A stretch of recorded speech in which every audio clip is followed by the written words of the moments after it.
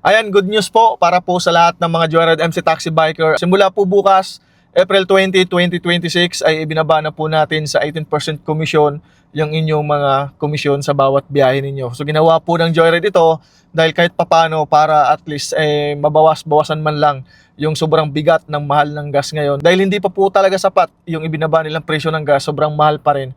Para kahit papano maibsan man lang o makabawas-bawas man lang sa bigat ng mga nararamdaman ninyo sa tuwing nagpapagas kayo sa bawat biyahe ninyo. So 18% commission na lang po simula bukas April 20 at good luck po, mag-ingat po kayo lagi sa biyahe. Uminom ng maraming tubig lalo na sobrang init po talaga ng panahon ngayon. At huwag kayong mag-alala, tuloy pa rin po yung ating Tereng Incentive Program tulad ng mga merong naka 15% commission, 400 rides monthly, then 16% commission, 300 rides monthly. Hindi pa po dito natatapos yung ating magandang gagawin para sa lahat ng mga Joyride Biker. Marami pa po tayong pinaplano, so pinaplansya. Antabay lang at huwag kayong mag-alala, hindi naman kayo pababayaan ng Joyride. Andyan ang Joyride sa likod ninyo para kahit papano magtulungan po tayong lahat. So mag-ingat lang po lagi sa biyahe. God bless po sa inyong lahat.